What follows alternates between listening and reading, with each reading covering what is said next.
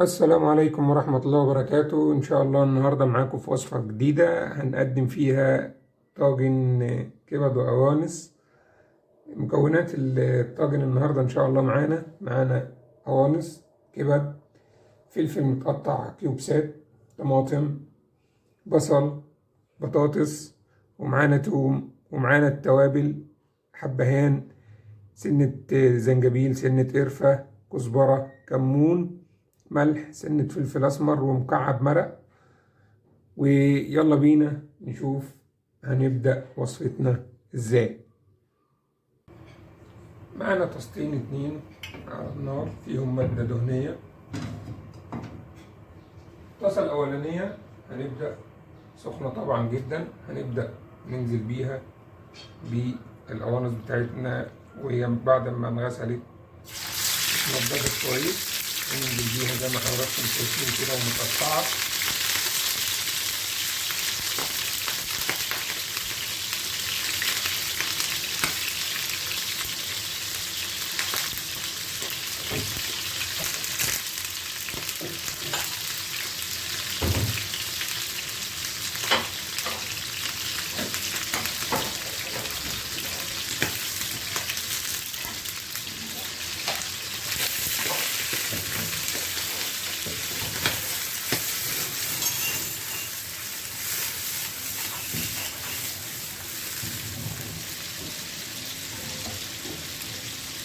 الطاسة التانية زي ما حضراتكم شايفين برضه فيها مادة دهنية، هنبدأ ننزل فيها البصل بتاعنا،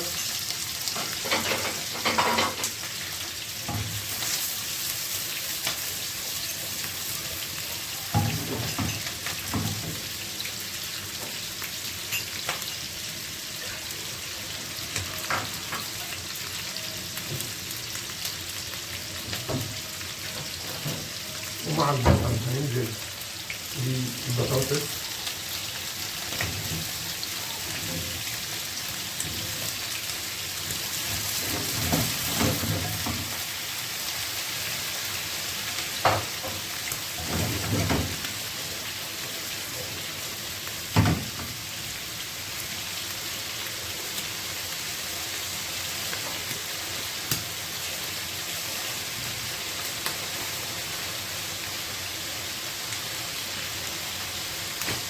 ننزل بفصين حبهان،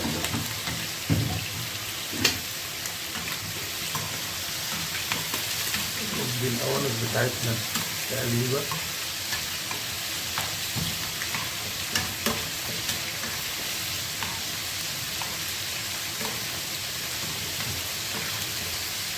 زي ما حضراتكم شايفين كده.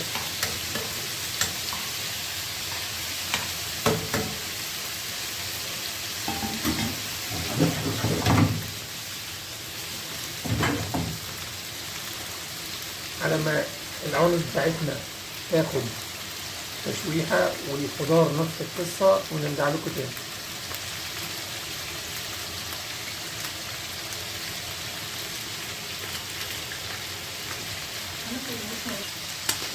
زي ما حضراتكم شايفين القوانص بتاعتنا خدت تشويحة كويسة، هنبدأ نرفعها من الطاسة.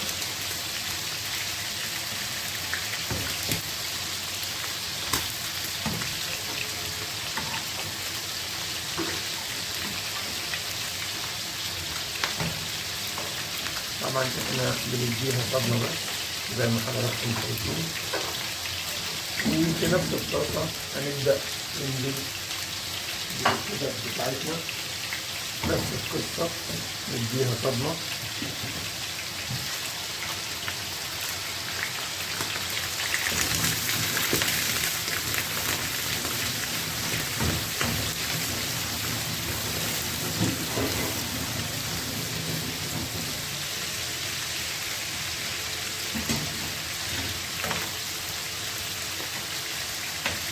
طبعا الصدمة دي لو في أي نسبة زفارة طبعا بتروح كده. احنا بنشتغل بيبقى لو حطينا شوية ملح وشوية فلفل ويظهروا معانا في الوصفة بتاعتنا.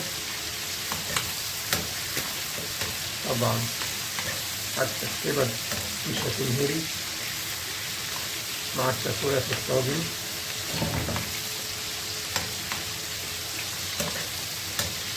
عملنا لها تغطية. الخضار بتاعنا شغال كويس جدا. هنبدأ نرفع الكبد بتاعتنا مع القوانص عادي كده. مرحلة التغطية بتاعت الكبد خلاص زي ما حضراتكم شايفين بقى لها قوام وثابتة معانا. هنبدأ نرفعها من على النار.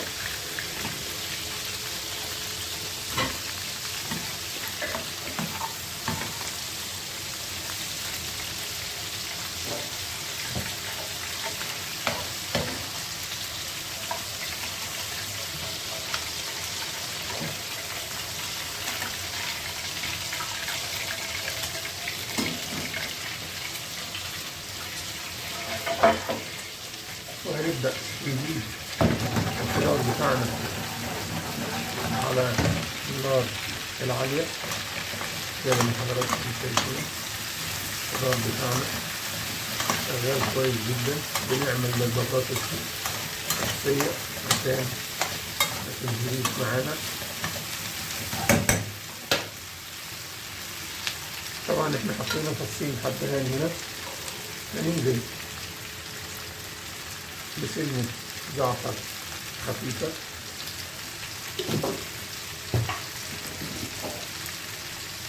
مع سنة روزميري زي ما حضراتكم شايفين. سنة جنزبيل خفيفة.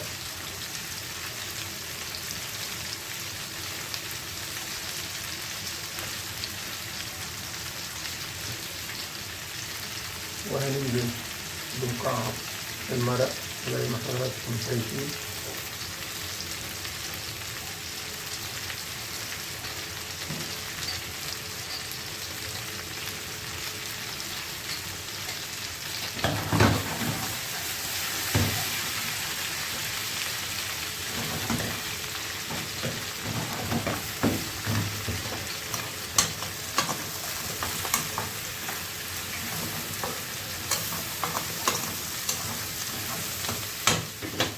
هنبدأ ننزل بالفلفل بتاعنا. دول قرنين حامين ده حسب الاختيار. احنا هنحطهم في الطاجن. هننزل بالفلفل ونقلب تقليبة.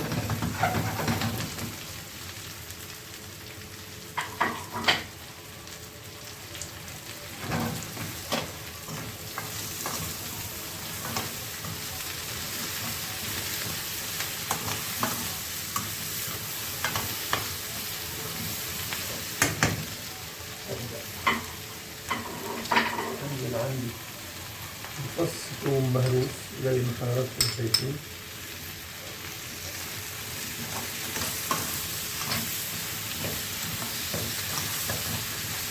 طبعا تربيحة فظيعة جدا. كل البهارات مع الخضار. هنبدأ ننزل بالطماطم اللي احنا مقطعينها.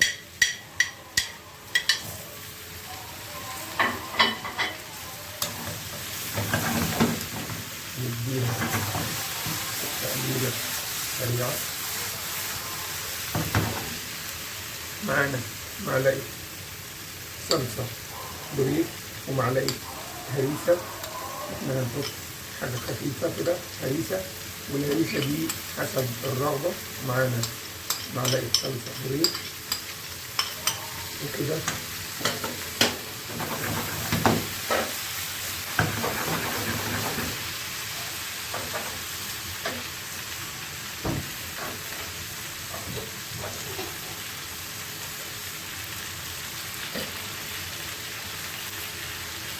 زي ما حضراتكم شايفين بدأ المكونات كلها مع بعضها السلامة. هنبدأ ننضيف كوباية مية أو كوبايتين مية حسب الكمية.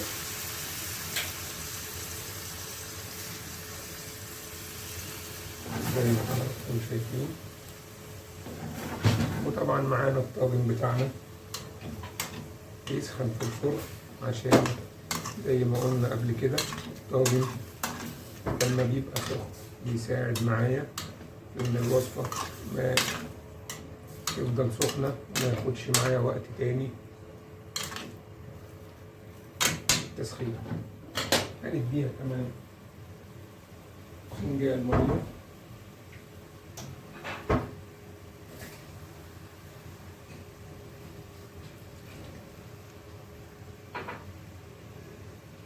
هنحط دلوقتي الملح والفلفل وباقي البهارات. ودلوقتي هنبدأ ننزل بالكبد والقوانص بتاعتنا زي ما حضراتكم شايفين.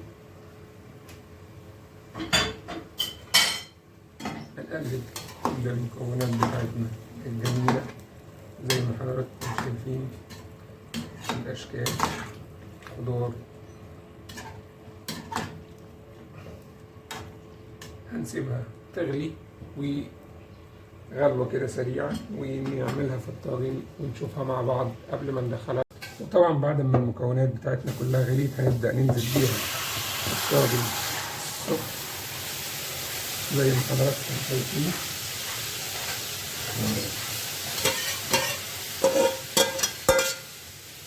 نبدأ نفرد مكوناتنا في الطاجن، ومعانا زي ما حضراتكم شايفين طماطماية متقطعة شرايح. نعملها زي ما حضراتكم شايفين كده، وقرن الشطة زي ما حضراتكم شايفين كده. ندخله الفرن ونشوفه في الشكل النهائي. وده الشكل النهائي بتاع الطاجن بتاعنا. ونشوفكم في وصفة جديدة. السلام عليكم ورحمة الله وبركاته.